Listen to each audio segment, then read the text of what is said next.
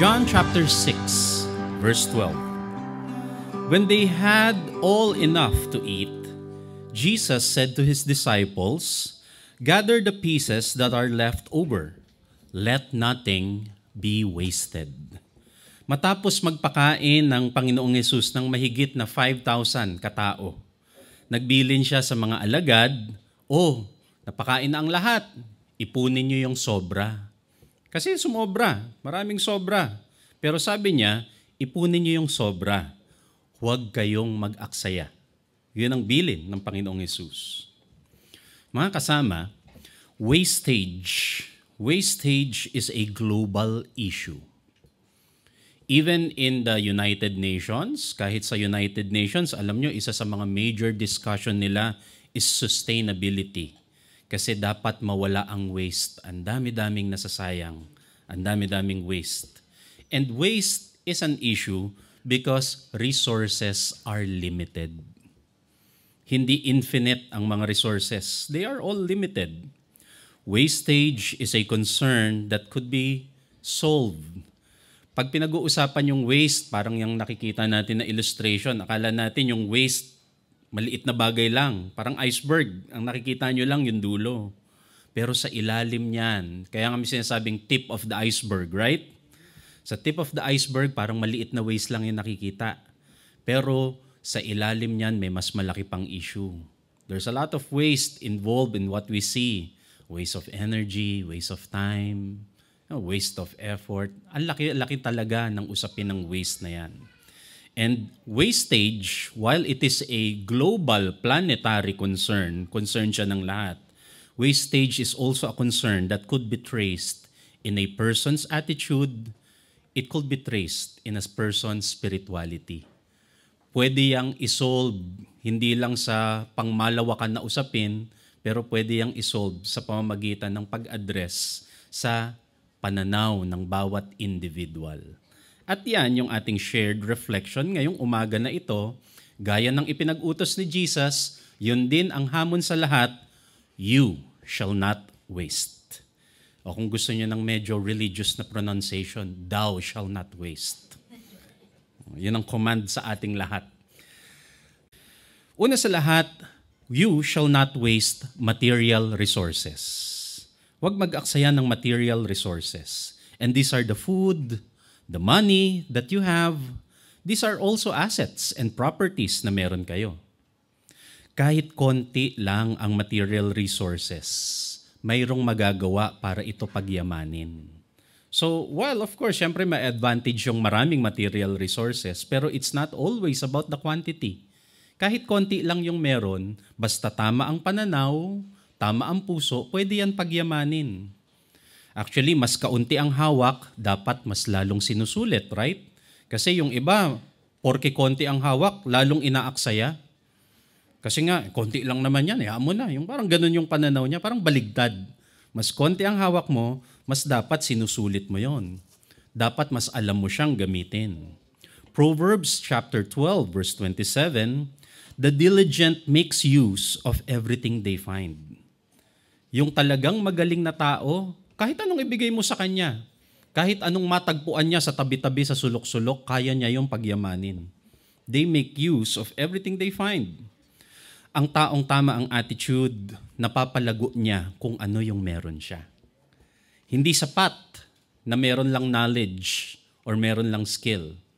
Yung tama ang attitude, napapalago niya kung ano yung meron siya. Kasi pwedeng may skill ka, pwedeng knowledgeable ka, pero pag hindi tama yung puso mo sa isang bagay, malamang maaaksaya lang yung resources na meron ka. And you know, how we handle material resources, again, regardless of the quantity, how we handle material resources reveals our character and our potential to be great. Taong tama ang pananaw.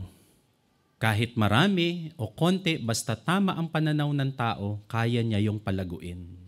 Hindi lang yan sa galing, yung maalam. Kailangan tama ang puso niya. Kailangan tama ang pananaw. Kaya sabi sa Luke 16, verse 11, "If you cannot be trusted with worldly riches, you will not be trusted with true riches. So, yung mga material na bagay na yan, kung tutuusin, merong pang mas malaki dyan. So, kung kaya kang pagtiwalaan dyan sa mga bagay na hawak-hawak mo, mas kaya kang pagtiwalaan sa mga mas malalaki pang bagay na darating pa sa buhay mo. Kailangan tama ang pananaw. Magaling, maalam, pero tama din dapat ang puso. Ganun siya. And also, brothers and sisters, we shall not waste, or you shall not waste life and energy for life. Yan ang isa pang bagay na hindi dapat sinasayang. Life and energy for life should be used for love, to be present, to appreciate and be grateful. Kasi pwedeng nandiyan ka, buhay ka, pero may saysay ba? Kaya nga ang challenge ko, di ba, halos pag nagkikita tayo lagi o kung sino man yung kakwentuhan ko, be present right now. Hindi na uso yung sinasabi na physically present tapos mentally absent. Di ba yun pa lang sa pananaw na yun, sayang kagad. Nandito ka na rin lang, di ka pa naging mentally present. So sayang yung pagkakataon. Be present.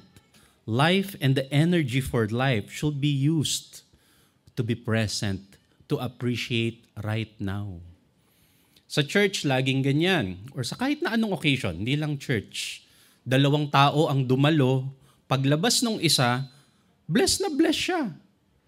Pero yung isa lumabas doon sa okasyon na yon, sa gawain na yon, parang wala siyang nahita.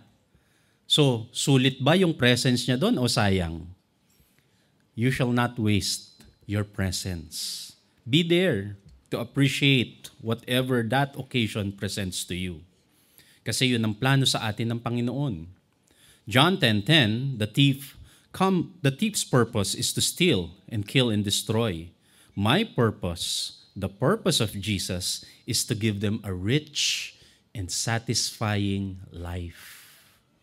So ibig sabihin sa bawat pagkakataon, nalalasap nyo, na-i-enjoy nyo yung richness, yung goodness, yung satisfaction natin ng buhay. Life and energy for life should be used to nurture and cherish relationships. And so therefore, don't waste life and energy for life over petty quarrels, over small things. Huwag sayangin ang buhay at energy ng buhay sa mga maliliit na bagay. Ngayon, babalik nyo sa akin, Pastor, ano naman po yung maliit at malaki? Bahala na kayo kung ano yung maliit sa inyo, kung ano yung malaki sa inyo. Kanya-kanya yan na pag-determine. Pero alam nyo, one thing na talagang na-observe ko, marami tayong mga kinoconsider na malaki, maliit lang pala. Lalo na pag humupa yung emosyon, pag humupa na yung init ng ulo, pagka hindi na high pitch ang lahat, biglang nare-realize, ay, ang liit lang pala nung pinagtatalunan. O di at that point, nakita mo kagad na sayang pala yung energy. Nag-away-away tayo, ang liit-liit lang pala nung pinagtatalunan. So, you may ask na, ano nga po ba ang maliit at malaki? Bahala na kayo. Pero one thing's for sure, you have to re-evaluate. Kasi marami tayong kinoconsider na malaki, maliit lang pala. So, dapat maging maalam tayo doon. Luke 16 verse 9, use your worldly resources to benefit others and make friends. Then, when your possessions are gone, they will welcome you to an eternal home. So minsan, ang laki-laki ng turing natin, halimbawa sa material resources, nag-aaway tayo sa pera, nag-aaway tayo sa mga lupa, mga ganyang bagay na kung tutuusin, malaki rin naman talaga siya. Pero ang recommendation nga ni Jesus, alam niyo yung mga bagay niyan, kung tutuusin, dapat gamitin niyo yung mga bagay na yan sa mas importante pang bagay, which is to nurture relationships, to enrich life, to make friends. Sabi pa niyang ganun. Kasi alam ng Panginoong Jesus, yung mga material resource, lilipas yan mawawala. Because again, sabi natin kanina, bakit may waste? Resources are limited. Nag-e-expire ang mga material resource. Kaya gamitin mo siya sa mas malalaki pang bagay. At nakita nyo dito yung economics ni Jesus. Nakita nyo yung principle of economics niya. Pinagko-combine niya yung dalawang resource. I-combine mo yung material resource mo sa life energy mo para makapag-produce ka ng mas malalaki pang blessing. You see the economics there? Life energy plus material resource equals good relationships. At pag lumipas ngayon yung ibang mga assets na hawak mo, meron ka pang natitira. So, kita mo, ang ganda ng economics ni Jesus doon. Pati yun, tinitignan niya. So, we should not waste material resource. We should not waste life energy. Also, mga kasama, we should not waste or you shall not waste time and opportunities. Time is a limited resource. Banggitin ko ulit yon para mapag-isipan pa natin ng husto. Time is a limited resource. Hindi siya only, contrary to popular belief. Time is a limited resource. Kapag medyo bata ka pa, kapag medyo malakas ka pa, feeling mo nasa iyo ang lahat. Kasi nga, ang dami pang energy eh. Di ba? Parang lahat kaya mong gawin. Pag ang dami-dami mong energy, parang ang dami-dami mong time, 3 activities in a day, minsan 5 pa. Tapos pag nagawa mo na ang lahat, bukas ulit, gawin ulit natin. Kasi bata ka pa eh. Di ba? Parang ang dami-dami pang energy. Parang feeling mo kaya mo ang lahat. Bukas ulit. Pero sa kabilang banda, kapag nagkakaedad ka na, at lahat magkakaedad, right? Pag nagkakaedad ka na, pag humihina ka na, suddenly, at that point, napakalinaw ng realization na, time is limited. Limited pala ang time. Kasi nagsisink in na yung mga weakness. So nakikita natin ng malinaw, time is a limited resource. Kahit bata ka o matanda ka, nasa pagtingin lang yan. Because in reality, sakto lang ang time. Sakto lang yan. Nasa paggamit para masulit siya ng husto. Psalm 90, verse 12. Teach us to number our days, that we may gain a heart of wisdom. Kasi ang totoo nga sa buhay, our days are numbered. May bilang yan. Sakto lang yan. So sabi ng psalmist, dapat ma-realize natin to number our days. Doon nagsisimula ang wisdom. Realize that our days are indeed numbered. Ang oras ay ginto. Dapat ginagamit siya ng mahusay. Gamitin ang bawat panahon, ang bawat sandali ng mahusay. Now, in terms of opportunity, ang connection niya sa opportunity, ang totoo, time dictates opportunities. Time dictates opportunities. Time weaves the threads of opportunity. Ang opportunity kasi, oo, mabuti ang Panginoon, gracious ang Panginoon, bigay siya ng bigay ng opportunity. Pero ang opportunity dumadating hanggat merong time. Meaning to say, pag wala ka ng time, edi wala ring opportunity. So may opportunity ka hanggat nasa iyo ang time. Pero pag wala ka ng time, di wala nga naman dumating ang opportunity, wala ka nang time. So magkadugtong yan. Time weaves the thread of opportunity. Proverbs 21:20, kaya ang babala, fools spend whatever they get. Bulagsak. So, spend lang ng spend kasi akala niya hindi mauubos. Hindi niya na-realize na even time is limited resource. So, even time should be spent wisely. Hindi yung meron pa naman next time. Sa susunod ulit, kasi may opportunity pa naman, may bago pang chance. Yes, may bagong chance, depende kung may time ka pa. And wise people understand that time is spent, or time that is spent is also lost. Time spent is time lost. Because time is finite. Hindi siya infinite for people. So use time.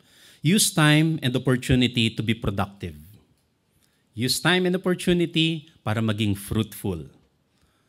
Ibig sabihin ng productivity, yes, it means to be fruitful, but it also means to enjoy being fruitful. So hindi lang yung fruitful ka, yung marami ka napoproduce. Ang tanong, na-enjoy mo ba yung napoproduce mo at saka na-enjoy mo ba yung proseso ng pagpoproduce? Yun ang totoong productivity. So fruitful ka, pero at the same time, yung proseso ng production, na-enjoy mo. Yun ang tamang pagsusulit. Sulit na sulit yun. 1 Corinthians chapter 16, verse 14, show love in everything you do. Ano man ang ginagawa mo, magpakita ka ng pagmamahal doon, ma-experience mo ang pag-ibig doon. Gawin ang talagang ibig, or at least ibigin ang ginagawa. Right? So, kung ano yung talagang nasa heart mo, di doon mo ilagay yung energy mo. Ngayon, kung ang niisip mo, hindi naman po talaga ito yung nasa heart ko, pero ito yung kailangan kong gawin. Well, at least mahalin mo na yung ginagawa mo kasi gagawin mo na rin lang pala eh. Diba? So, might as well love it. Yun ang totoong productivity. Basta, mga kaibigan, alisin yung mentality na ginagawa ko lang kasi napipilitan ako eh. Ang ganon. Masakit sa katawan yung ganon, yung ginagawa mo kasi napipilitan ka lang. So kung ginagawa mo na rin lang siya, mahalin mo na siya. Hanapan mo siya ng anggulo na ikamamahal mo siya. Kaysa yung, kasi kailangan ko lang talaga to, ayoko nga nito eh. Nasa pananaw lang yan, pwede mong mahalin yan. At saka sa totoo, di ba nakakairita siya, yung mga ganong tao, yung ito inutusan mo, tapos yung parang padabog-dabog, yung walang ka-energy. Gagawin na rin lang niya, hindi pa niya bigyan ng energy. Diba parang kairita? Sabi nga sa Proverbs 10:26. Proverbs 10:26. Sending a lazy person to do anything is as irritating as vinegar on your teeth or smoke in your eyes. Diba yung, alam mo yung ganong feeling, yung may inutusan ka, tapos yun nga, patamad-tamad, di ba? Walang kalatoy-latoy, dinadabugang ka pa. Di ba? Sinunod nga yung utos mo, pag ganun-ganun naman, di ba? Ang sakit sa mata. Sabi niya, para kang may suka na minumubog. Di ba? Para kang may vinegar na minumumog sa bibig, ang sakit. O kaya parang yung mata mo, iritang-irita, yung gusto mong dagukan, kung pwede lang. Di ba? Pero hindi yun dapat. Yan ang point ng Proverbs. Love what you do. Show love in what you do. And mga kasama, mga kapatid, use time and opportunity for goodness. Use time and opportunity for goodness. Galatians chapter 6, verse 10. Therefore, whenever we have the opportunity, we should do good to everyone. Do good to everyone, especially to those in the family of faith. Ang totoo, the good that we do for God is never ever wasted. Yung kabutihang ginagawa natin, walang nasasayang dyan. Lalo na pag ginagawa natin siya para sa Diyos. Sabi nga sa Hebrews, there's a great cloud of witnesses. Sabi ng mga verse sa Hebrews, ang dami-dami nang nagpapatotoo. Generations from the ancient of time, sinasabi nila, walang sayang nung nag-commit kami ng kabutihan para sa Panginoon. When you do good to your brothers, to your sisters, when you do acts of kindness, pag gumagawa ka ng kabutihan for the common good, lalo na kung ang nasa puso mo ay, ginagawa ko tong kabutihan nito kasi this is for God's glory. Alam nyo, walang sayang dun. Kaya never kayo dapat na manghinayang pag gumagawa kayo ng kabutihan. Parang yung isang kwento nung babae na dahan-dahan siyang nag-sneak sa likod ni Jesus. Kala mo kung anong gagawin. Yung pala may dala siyang pabango. Yung pabango na yun, mahal. Bukod sa mahal yung laman, mahal yung mismong lalagyan. So mahal talaga siya.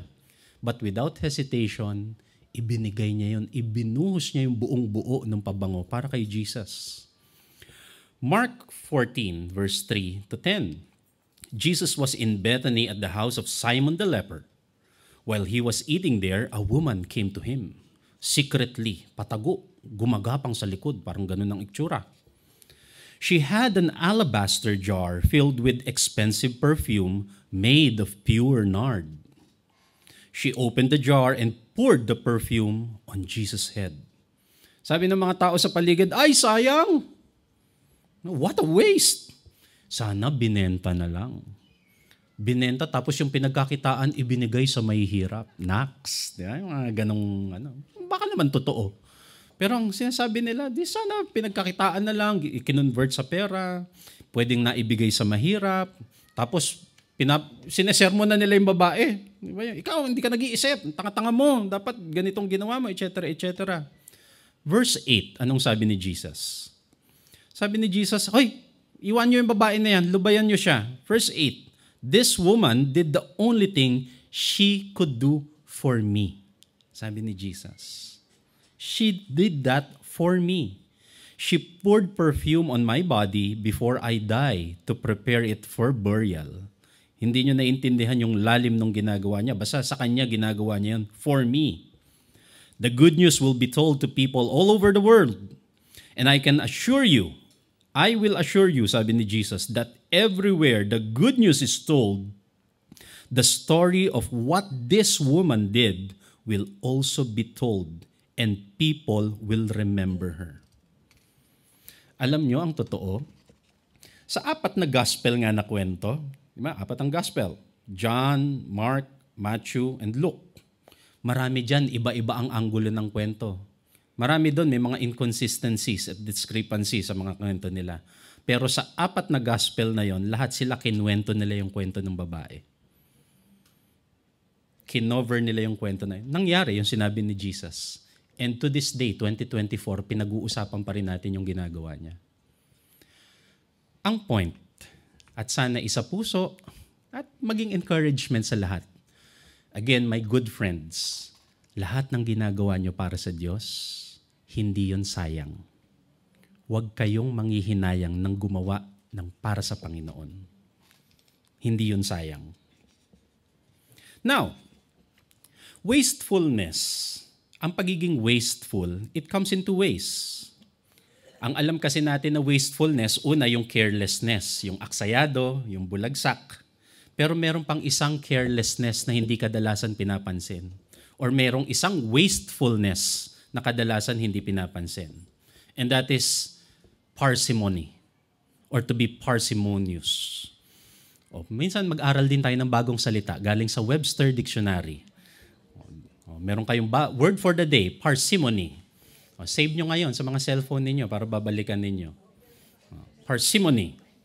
Para i-describe siya, save nyo muna, mamaya nyo na i-search sa Google. Ito na nga, i-explain ko na nga eh. Ano yun? Parsimony. So sabi natin, wastefulness comes in 2 ways. So yung unang alam natin, kilala natin, to be careless, maging bulaksak, aksayado. Pero may isa pang wastefulness, to be parsimonious. Ano yun? Ganito siya. Matthew 25, verse 24 to 29.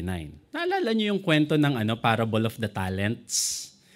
Yung parable of the talents, merong isang master, binigyan niya ng assignment. Yung bawat isa sa mga slaves niya, sa mga tauhan niya, yung isa binigyan niya ng ganito karaming silver, ito ganito karaming silver, ito ganong karaming silver. Right? So, kanya-kanya sila ng kilos. Yung dalawa, nagpalugo ng pera. Okay? Nagpalago ng pera, napalaki niya. Pero yung isa, medyo kakaiba ang ginawa. So, verse 29.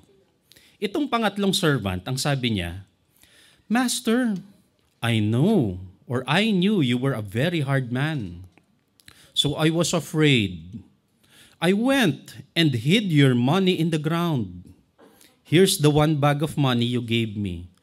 Sir, alam ko naman kasi ang higpit-higpit nyo.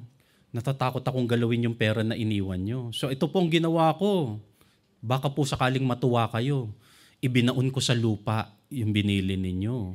So ito po, inukay ko na ulit, binabalik ko na sa inyo buong buo. Anong sagot ng master? The master answered, You are a very bad servant and lazy servant. You say you knew that I harvest what I did not plant, and I gather crops where I did not put any seed.